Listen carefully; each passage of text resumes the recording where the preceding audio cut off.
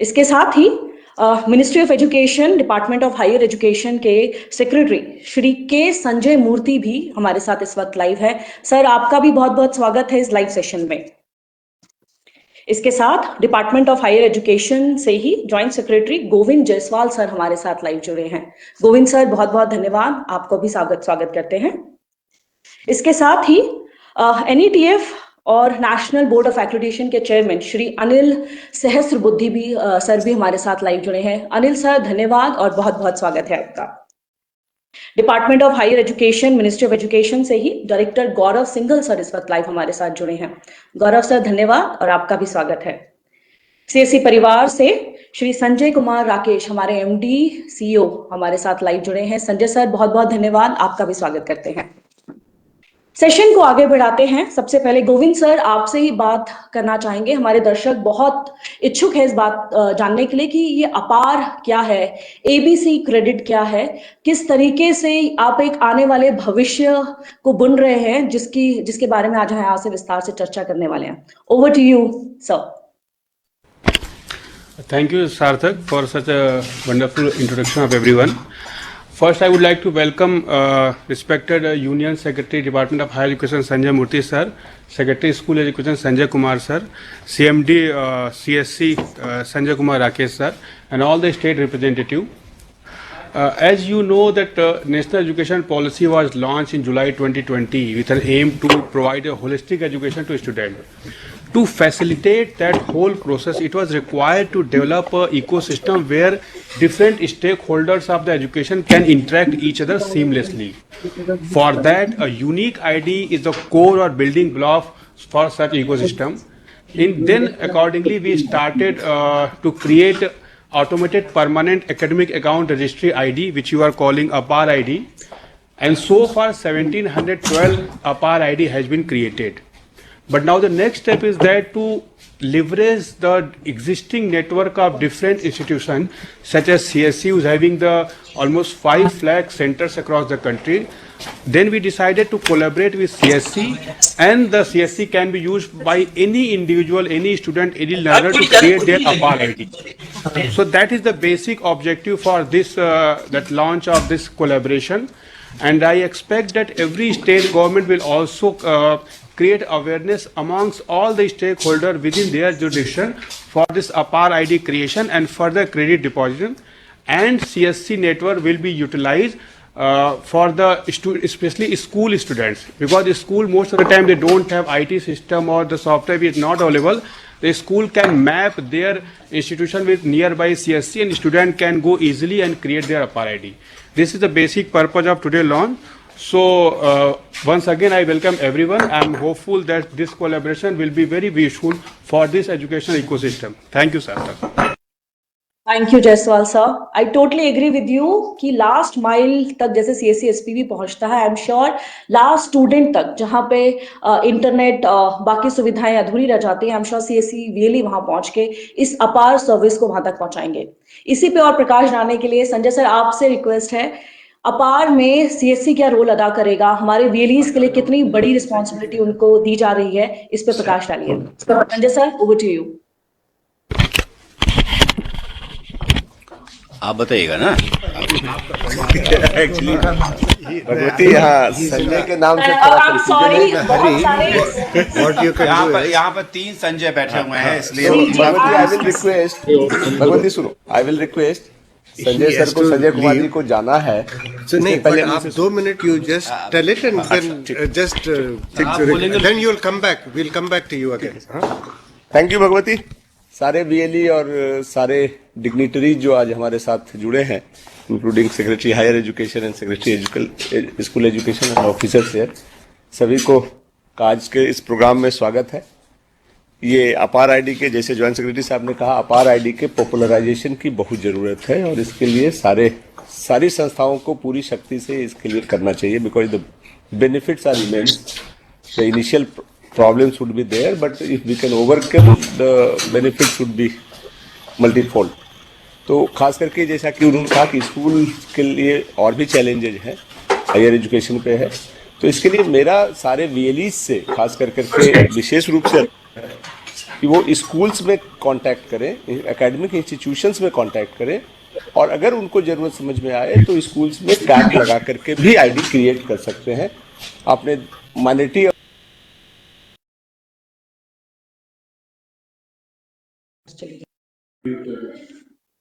Sir आपका mute हो गया है। सर प्लीज अपने आप को अनम्यूट कर लीजिए।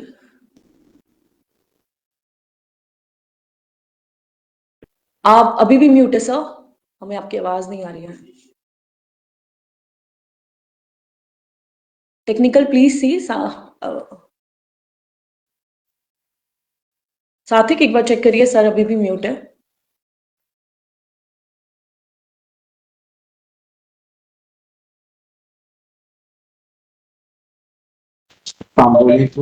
सर आवाज नहीं मिल रही है, अनम्यूट करें अपने आप को।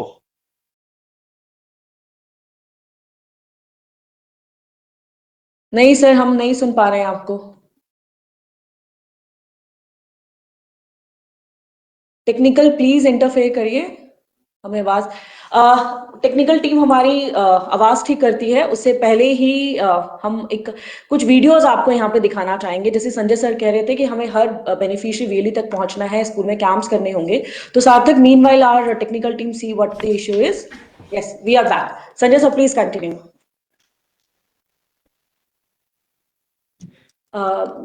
CSC MD Sanjay sir, we can hear you sir, please continue. अब आवाज आ रही है? Yes sir, हम सुन पा रहे हैं आपको। जी sir.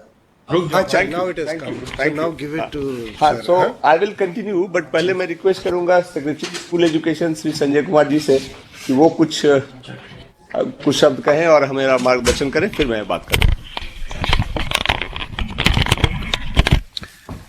Secretary Higher Education Shri Sanjay Murthy sir, my colleague Sanjay Rakesh ji, MD and CEO of Common Service Center, Additional Secretary Anand, Govind, Joint Secretary, and all our colleagues who have joined us via virtual conferencing. Warm good afternoon to all of you. You know, in a nutshell, I must say that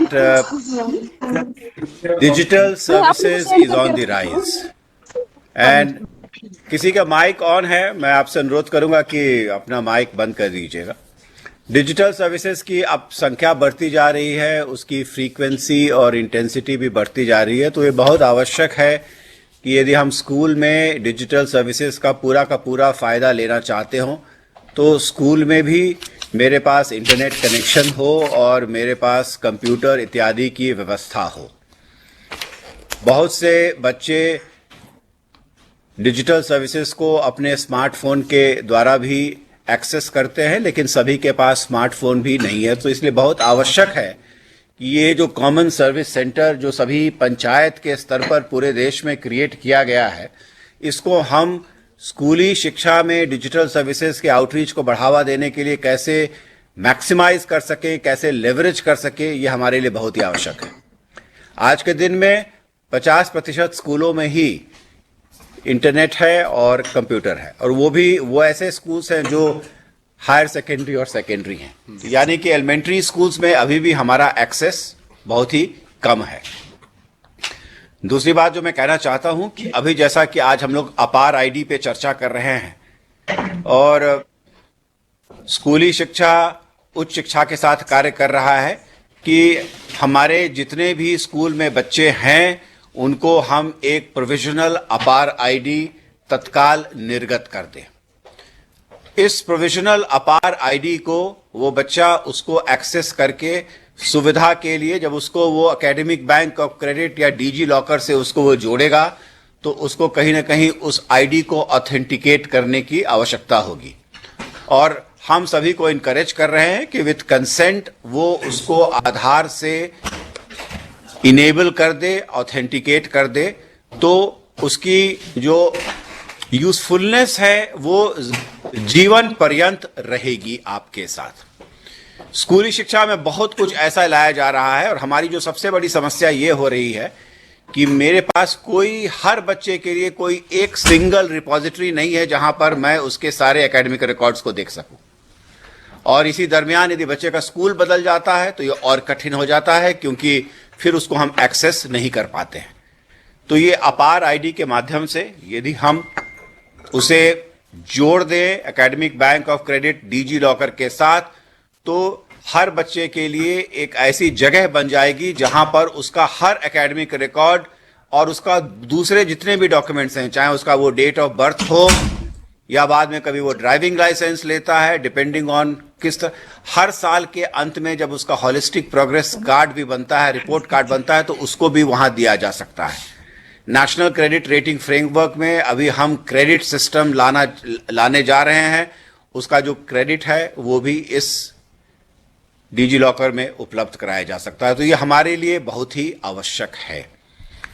इसमें मैं समझता हूं कि common service centre की जो role है वो बहुत ही अहम होगी, क्योंकि आप एक वन पॉइंट सर्विस सेंटर हैं जहां पर हमारा बच्चा जाकर के अपार आईडी के लिए तो सुविधा ले ही सकता है और कई तरह की सुविधा ले सकता है।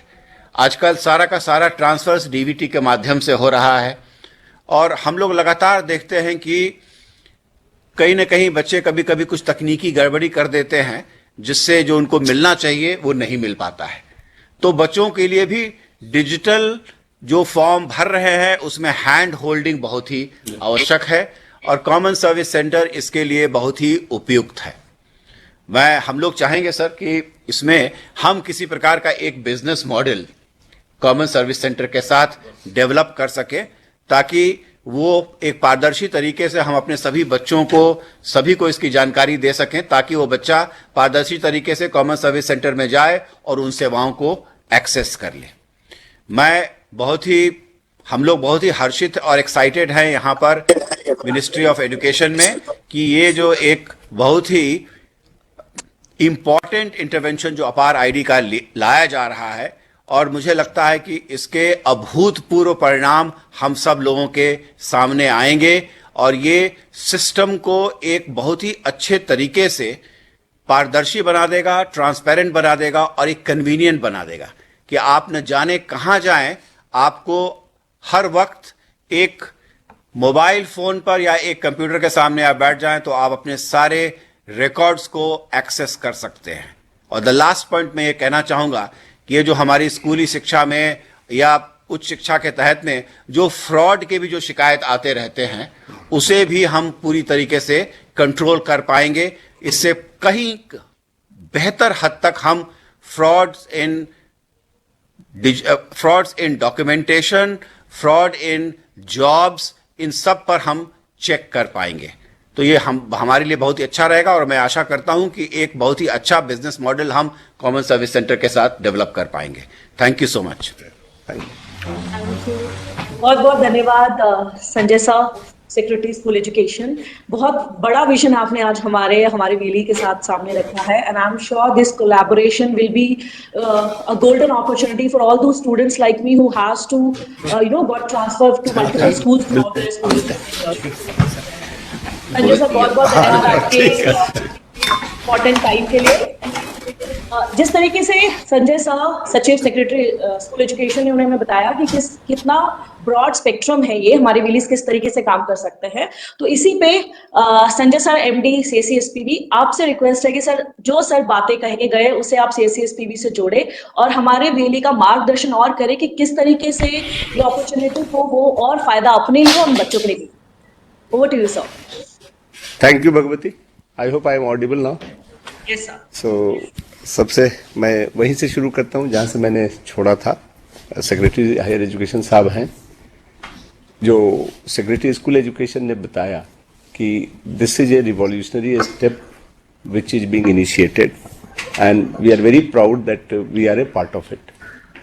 स्टेप सिंपल सा ये है कि अगर स्टूडेंट्स की जर्नी शुरू होने से लेके जर्नी के अंत तक और लाइफ लॉन्ग एक सिंगल आईडी हो, जिस आईडी से उसके सारे academic records plus other records जुड़े हों, तो लाइफ बहुत सिंपल हो जाता है। चाहे वो इंटर स्कूल ट्रांसफर हो, स्कूल से कॉलेज का ट्रांसफर हो या कॉलेज के बाद जॉब के पोर्टल पे। और सिंपल ही नहीं हो जाता है, बल्कि जो सेक्रेटरी साहब ने कहा कि फ्रॉड्स भी मिनिमाइज किए जा सकते हैं। तो ये सब सारे जो चेंजिंग एफर्ट्स हैं, जो डायरेक्शन चेंजिंग एफर्ट्स हैं, जो इपॉक चेंजिंग एफर्ट्स हैं, उसके लिए जरूरी है कि उनकी एक कॉमन आईडी हो और पूरा एजुकेशन सिस्टम उसी कॉमन आईडी को यूज करे, हर साल उसी से लिंक कर करके क्रेडेंशियल्स वगैरह सब अपडेट करे। और उसके लिए इनिशियल फेज में अवेयरनेस फैलाने के लिए और उन इंस्टीट्यूशंस में जहां की कैपेसिटी नहीं है, चाहे हार्डवेयर सॉफ्टवेयर की कैपेसिटी हो या कॉन्फिडेंस की कैपेसिटी हो, सब बनाने के लिए वो सीएससी का काम है जो हमारे वीएलई करते आ रहे हैं, क्योंकि थैंकफुली वो डिजिटली सैवी हैं, हर जगह उनका प्रेजेंस है और लोगों से वो टच में है। तो इसलिए हमारा रिक्वेस्ट ये रहेगा, हमने एजुकेशन मिनिस्ट्री और स्कूल एजुकेशन और हायर एजुकेशन से बात कर करके सीएससी के हमारे डिजिटल सेवा पोर्टल्स में एक सिंपल सा सिस्टम बनाया है जो प्रोसेस में बताया जाएगा, जिसके थ्रू वीएलई स्टूडेंट्स का रजिस्ट्रेशन कर सकते हैं और उनको उनका अपार आईडी जनरेट कर करके दे सकते हैं। और फिर वही आईडी वो जब स्कूल में जाएंगे तो एडमिशन के समय दे देंगे, तो सारी चीज लिंक हो जाएगी। ये काम सारे वीएलई पूरे देश में करें और हम आशा करते हैं कि हमारे 5 लाख वीएलई अगर 100 भी करें तो 5 करोड़ तो बहुत जल्दी से बन जाएगा और सबकी जरूरत है ये। तो आप एजुकेट करें, लोगों को समझाएं, आईडी जनरेट करें। और उसका दूसरा पक्ष ये है कि जो स्कूल्स हैं, जैसा सेक्रेटरी स्कूल एजुकेशन ने कहा था कि लगभग 50% स्कूल्स ऐसे हैं जिनके पास अपना इंफ्रास्ट्रक्चर नहीं है, उन स्कूल्स को हेल्प करें। हम लोग और वर्कआउट करेंगे कि क्या हम उन स्कूल्स को उनके जो क्रेडिट्स हैं उसको अपलोड करने में मदद कर सकते हैं, या साल के सेशन के शुरू में हमारा वीएलई स्कूल में जाकर के बैठ जाए 2-4 दिन के लिए, जितने बच्चे एडमिशन में आते हैं जिनकी आईडी है उनकी आईडी ठीक है, जिनकी नहीं है उनकी आईडी जनरेट करके दे, एग्जाम खत्म होने के बाद क्रेडिट करने में हेल्प करे। क्या हम स्कूल्स को हेल्प कर सकते हैं?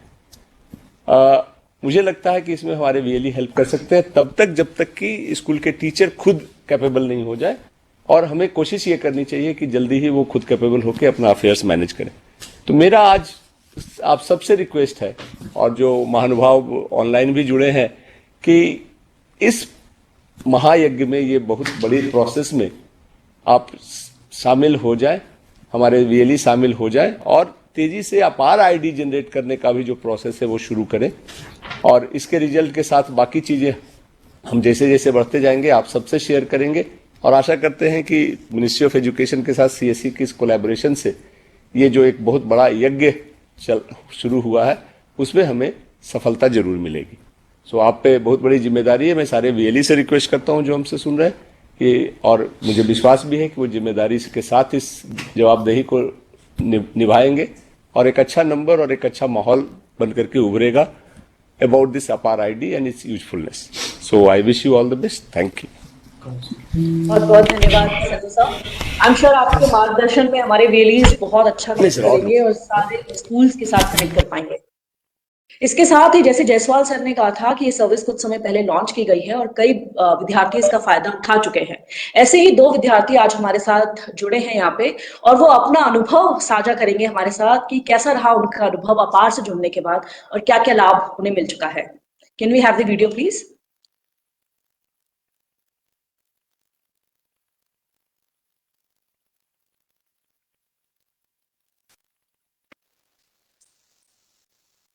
लगता है कुछ टेक्निकल ग्लिच है जिस वजह से हम वीडियो स्टार्ट नहीं कर पा रहे हैं। वीडियो दोबारा देखने की हम कोशिश करेंगे। उससे पहले संजय सर, देश के सभी स्टूडेंट्स के लिए वन नेशन वन स्टूडेंट अपार आईडी योजना, जिसमें उनका पूरा एकेडमिक रिकॉर्ड होगा दर्ज।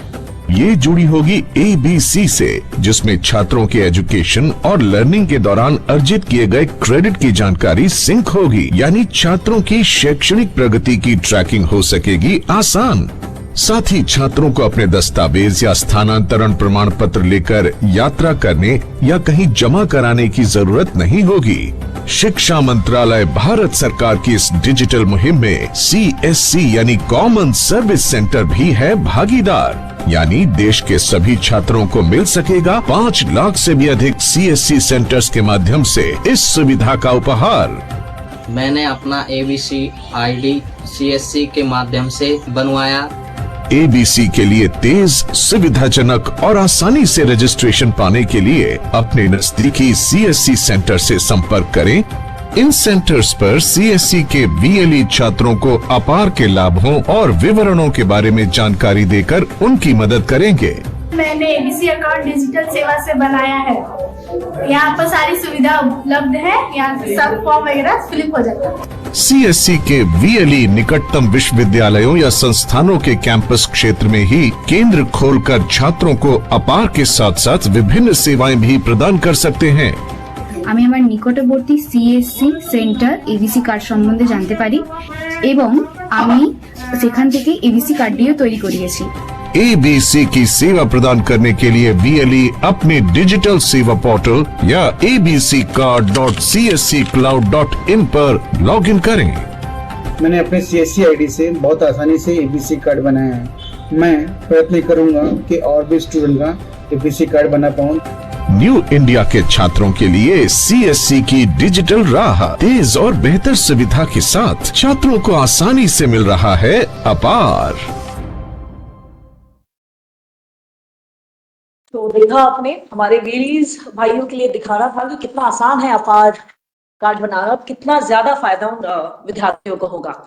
इसी पे और प्रकाश डालने के लिए श्री अनिल सहस्रबुद्धि सर हमारे साथ मौजूद हैं, जो चेयरमैन NETF और नेशनल बोर्ड ऑफ एक्रेडिटेशन से हमारे साथ यहाँ लाइव जुड़े हैं। अनिल सर, आपके अनुभव जानना चाहेंगे कि कितनी बड़ी क्रांति अपार कार्ड लेके आ रहा है एजुकेशन फील्ड में, और आप क्या इससे एक्सपेक्टेशंस रखते हैं। Over to you sir. धन्यवाद। मेरे ख्याल से अभी संजय जी ने कहा और संजय मूर्ति जी भी बाद में कहेंगे कि अपार का दायरा जो अपार नाम में ही है कि वो इन्यूमरेबल पॉसिबिलिटीज इसके माध्यम से तैयार होती जा रही है। हमने अभी अभी देखा कि 2 छात्रों ने कैसे अपार आईडी बनाना कितना आसान है बताया है। हर स्कूल से ये हो सकता है, लेकिन हर स्कूल में इंफ्रास्ट्रक्चर न होने की वजह से हम चाहते हैं कि सीएससी के माध्यम से इसके बारे में जानकारी देना हो, या छात्रों को अपार आईडी करने के लिए उनका जो भी रिकॉर्ड है, डेट ऑफ बर्थ है, नाम है, दर्ज करते हुए और आधार से वो सीडेड हो जाएगा तो ऑटोमेटिकली यूनिक आईडी, अपार आईडी उनको मिल जाएगा, उनको आइडेंटिटी कार्ड मिलेगा। और हम देखते हैं कि प्राइवेट अलग अलग स्कूलों में वो आई कार्ड लगा के जाते हैं और गवर्नमेंट स्कूल के बच्चों को ऐसा कुछ नहीं मिलता है, तो उनको एक कॉम्प्लेक्स निर्माण होता है। इसके माध्यम से उनको एक बड़ी पहचान, आइडेंटिटी मिलेगी। तो इसलिए एक बहुत बड़ा क्रांतिकारक ये हमारा एक अपार आईडी का इनोवेशन जो किया हुआ है कि हर छात्र को यूनिक आईडी मिलेगी। ये लाइफ लॉन्ग आईडी रहेगी, आयुष्य भर रहेगी, क्योंकि हम शिक्षा सिर्फ स्कूलों में, कॉलेजों में ही पाते ऐसे नहीं है। उसके बाद जब हम कहीं भी जॉब में जाते हैं या अपना खुद का व्यवसाय भी करते हैं तो हम लोगों को नया नया सीखना पड़ेगा।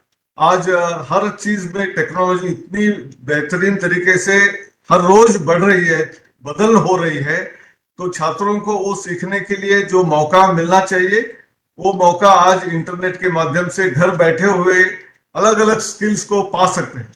उसकी परीक्षा भी देकर उसको क्रेडिटाइज भी कर सकते हैं, उसका सर्टिफिकेट पा सकते हैं। लेकिन जब तक ये सारी सर्टिफिकेट एक सिंगल सोर्स ऑफ ट्रूथ के जगह अपार जो आईडी है वो एकेडमिक बैंक ऑफ क्रेडिट के साथ जुड़ा हुआ है, इसलिए उनकी सारी क्रेडिट्स वहां जब जमा हो जाती है तो उनका क्लेम कहीं भी करने से, सिर्फ आईडी देने से उनका क्लेम व्यवस्थित रीति से लोगों को पहुंच जाता है। फिर वो एक स्कूल से दूसरे स्कूल का एडमिशन हो, स्कूल शिक्षा होने के बाद कॉलेज में एडमिशन के लिए हो, या एंट्रेंस एग्जाम जैसे जेई हो, नीट हो, ऐसे एग्जाम में भी परीक्षा में बैठने के समय उनका 10th का 12th का सर्टिफिकेट, मार्क्स वगैरह देना जो पड़ता है देना नहीं पड़ेगा, क्योंकि ये सब दर्ज यहाँ एबीसी में ऑलरेडी है। उसके अलावा कोई जॉब में अप्लाई करता है तो उसके क्रेडेंशियल आते हैं।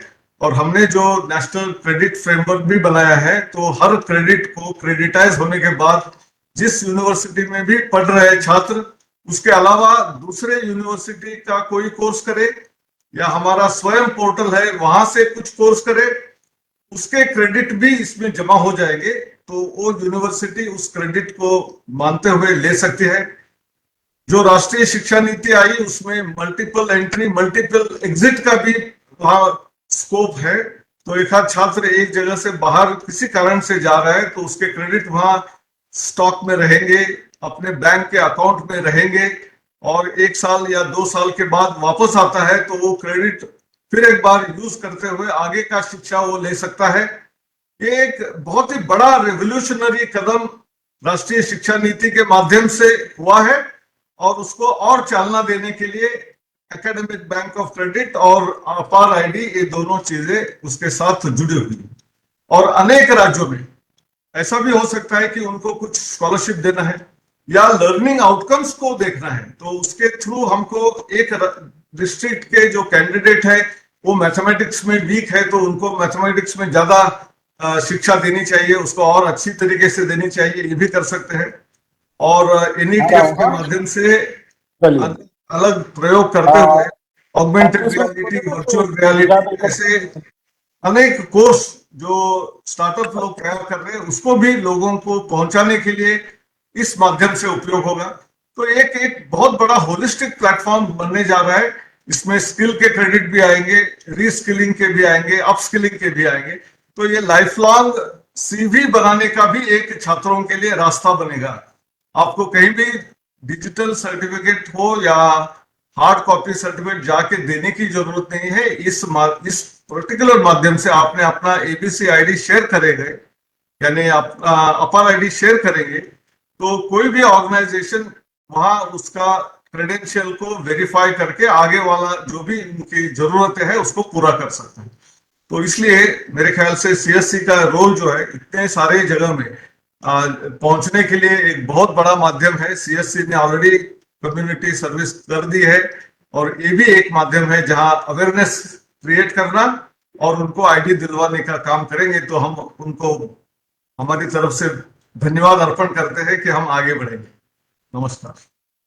बहुत बहुत धन्यवाद अनिल सहस्त्रबुद्धे सर। आपने एक बहुत बड़ी तस्वीर हमारे सामने दिखाई है कि पहली कक्षा से लेके जब तक विद्यार्थी पढ़ना चाहता है, क्योंकि पढ़ाई की कोई उम्र नहीं होती, जब तक वो सीखना चाहता है ये सारे स्कोर और क्रेडिट उसके अपार में स्टोर होते रहेंगे। आगे बढ़ते हैं। ये एबीसी इकोसिस्टम क्या है, किस तरीके से काम करेगा, विद्यार्थी किस तरीके से इसमें लाभ उठाएंगे। जैसे सर ने बोला कि through out your education qualification आप ये स्कोर आपके स्टोर होते रहेंगे। कहाँ स्टोर होंगे, किस तरीके से आपको लाभ देंगे, इसके लिए secretary department of higher education, ministry of education से श्री के संजय मूर्ति सर, आपसे रिक्वेस्ट है कि आप हमें इलैबोरेट करिए कि एबीसी इकोसिस्टम क्या है और किस तरीके से काम करेगा। Over to you sir. Thank you, Bhagwati. Good afternoon, all friends. Shri Anil Sahasbudhe, Chairperson of NETF, Shri Sanjay Kumar Rakesh, MD and CEO Common Service. Sir आपकी आवाज थोड़ी सी धीमी है, थोड़ा तेज अगर आप बोल देंगे हम सब सुन पाए। धन्यवाद sir. My colleagues in the ministry, Arant and Govind and Gaurav, and all the secretaries of higher and school education who have joined us today, and the VLEs who are participating. At the outset, adding to what Anilji has just mentioned, this entire initiative emerges from the National Education Policy, which talks about ensuring multidisciplinary education to be imparted to children. Now, if multidisciplinary education is to be imparted, there are n number of combinations to which a higher education institution can make these offerings. These offerings can be done by themselves or in collaboration with other experts in that field. It also provides an opportunity to recognize voluntary action done by a particular student in any area. It could be removing illiteracy amongst adults or participating in an environment campaign or a health campaign. All these are due for recognition under the National Education Policy going forward. Now, there is only one method that can capture all this work that each individual student does, and is of a particular standard and is recognized by all the other stakeholders in this system.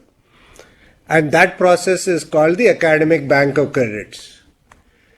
Now, before a student can create an academic bank of credit which is linked to a DigiLocker and is available on the mobile phone of that individual, it is essential that the student is identified by a particular ID which is unique and constant throughout his journey, as Anilji said, till even much after his education period is there, because there is scope for upskilling and reskilling even after he completes his educational profile. Now, once this ID is created, the higher education institutions are required to deposit those credits that they have given for that student's work into that academic bank of credits, which gets accumulated and is visible to everybody, not only to an academic institution which might be looking at his transcripts when he is taking an admission into his institution, but even for a recruiter who wants to see what type of skill sets the student has taken. So even during the recruitment stage, it is bound to become an essential document to see what skill sets that he has obtained. There is another platform, and the regulations provide this, which is called the Swayam platform, wherein these skill sets and these trainings are being delivered. This is done by IIT Madras, and all the top professors of major institutions deliver these credits. Institutions allow their children to take those courses in their curriculum, but again, once those courses are taken, there needs to be an appropriate credit acknowledged by having taken that course in that Swayam platform. This will enable the institution to provide or record that credit that the student has taken in that Swayam platform in the transcript of the student, in the ABC. Now, as the school secretary had mentioned, it is not necessary that all the higher education institutions are also well connected or have these similar facilities in their institutions. They too do not have such type of elaborate setups, and it is here that the CSC will play a very important role to reach out to them, facilitate them, to ensure that not only just the APAR ID is created for the student, but also help the higher education institution in other e-governance related activities. APAR ID, I would like to repeat, is only one of the many things that we are doing. This is just a starting point. While we are at a 4 crore enrollment in higher education, we are planning to reach a number of 9 crores in the next 15 years. There is a massive amount of work that will be required, which is anchored on an APAR ID. The significance and the magnitude of the work will be known with these two numbers that I have mentioned to you.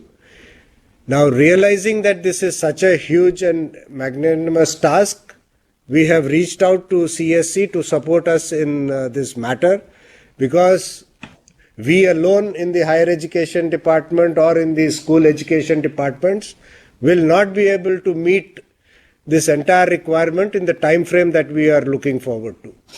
So therefore, it is our earnest plea to all the secretaries of state governments to kindly use this platform that is there through CSC to facilitate their institutions to onboard to any of the e-initiatives that we are launching from the Ministry of Education side. Side by side, there is another platform that we are deploying to all the educational institutions as of the moment free of cost, which is called the Samarth portal. Now, this Samarth thing is another end-to-end digitization of all the activities involved in the life cycle of a student, from admission to the award of degree, and giving these credits become part of that thing. Testing becomes a part of it. Recruitment becomes part of it. Scheduling a timetable becomes part of it. There are 44 modules, and each of these institutions are free to join this at no cost to them. We have full commitment from 5 states like Maharashtra, J&K, UP, Assam, and so on forth to ensure that all their institutions onboard to the Samarth portal. Now here also it's not very complex, but there is a little requirement of handholding required by our higher education institution there. So there also we will be requesting the CSCs in partnership with the Samarth team to ensure that this offering is available to you. You can take any of the services that they provide. If you want only APAR ID, you take the APAR ID. You want to go for the full circle and do the Samarth, you please do the Samarth one also. But what I would like to tell you is that this entire ERP of higher education institution by the name of Samarth is deployed in all type of educational institutions. It is not exclusively for a big university. It is adopted by IITs, by NITs, by triple ITs, by central universities and colleges also. So it has been customized to meet the needs of different type of universities, including open universities.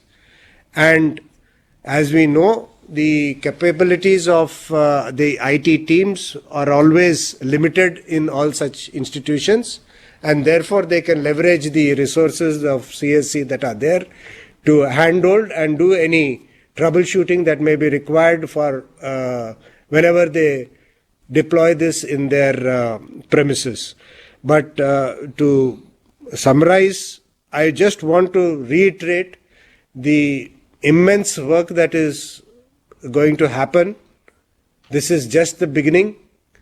The numbers are huge, both in higher education and in school education.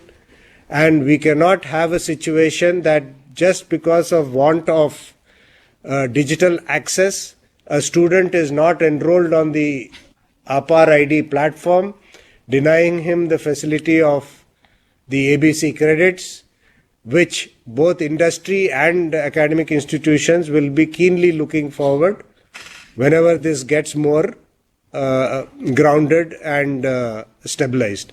So we hope that this initiative will get really get the support that we look forward from the CSC in both APAR ID and in Samarth, to see how even the SWAYAM courses are also popularized there. The timetable CSC should be able to deliver to the higher education institution the courses and the timetable that is being streamed in both Swayam Prabha and in Swayam, enabling them to take it up. We have around 4,000 or 5,000 touch points under Swayam, which is there. We will like to see that they are also appraised of those 5,000 centers, such that this linkages between the touch points of Swayam is also available to anyone who comes to the CSC, and you can apprise these details to them. So I think going forward, if there is any formal MOU required that is required to capture all these three things of digital initiatives of ours, I think we should move forward in that direction. So anyway, thank you everyone for the time you have taken out to listen to all of us. And I hand it back to you, Bhagwati. Thank you, Sanjay Murthy sir. Thank you for taking CSC on board for this noble cause. We really appreciate your efforts. And I can also hear the passion behind, you have passion for this service. We can hear your voice, how much you want this service to get successful, how you want every student of this country to be on board for this APAR service and the other services you are offering. Thank you, sir. अब session की खत्म करने के लिए हम और साथ ही जितना भी डिस्कशन हमारे पैनलिस्ट ने यहाँ पे किया उन सबको समराइज करने के लिए welcome Shri Gaurav Singh sir, director department of higher education, ministry of education. Sir आपसे गुजारिश है कि धन्यवाद देकर हमारे सभी स्पीकर्स को उनके समय के लिए धन्यवाद दें। Gaurav sir, over to you. Yeah, first of all, thank you, Secretary Sir. Thank you, Anand Patil Sir, Govind Sir, and of course, the CEO and MD of CSC for taking out time for this. I believe Secretary Higher Education has already, in a very, very genuinely great way explained the entire spectrum of e-governance, and we are looking at this partnership only for it is a good trial to start off with, which we are seeing the results already. But we are looking at it as a complete digital service, digital access and service provider to the last mile where there is a digital divide. Even there, we expect you to go. And as Sir rightly pointed out, we can work towards an MOU, and with the guidance of Anand Patil Sir, Secretary Sir, Govind Sir, we should try and create some model which is sustainable. And we all feel the challenges Sir has already explained, and we are looking at you for providing those last mile and access things. And whatever support is required towards moving this MOU very fast, I would be more than happy to do it at the earliest and see that this goes through. Thank you once again, Secretary Sir, for thank you Gaurav sir. इसके साथ ही हम ये session यहाँ खत्म करते हैं, इस उम्मीद के साथ कि सीएससी जिस तरीके से इंडिया और भारत का डिजिटल गैप पूरा करता है, उस ब्रिज को उन स्टूडेंट्स तक भी पूरा करेंगे जो चाह कर भी डिजिटल इंडिया से नहीं जुड़ पा रहे हैं, उनको भी अपार और साथ ही प्रदान की जा रही सर्विसेज से जोड़ेंगे, ताकि उनका पूरा क्वालिफिकेशन जो उनका आगे जो भविष्य है वो उज्जवल रहे। धन्यवाद आप सब। जी ma'am, I have a question. Ma'am, I'm not sure we are here to take question and answer. There will be a It's separate just a session. simple query which sir discussed, that this will be a unique ID for every student of government schools especially. I just wanted to know, can they use it as an iCard in the school premises? It's up to the school, but it's a unique ID number. It's not ID, it's a unique ID number through which educational ecosystem will recognize and deposit a credit. Whether to use as an ID or not, it's up to that institution to recognize. So this can be discussed with the institution.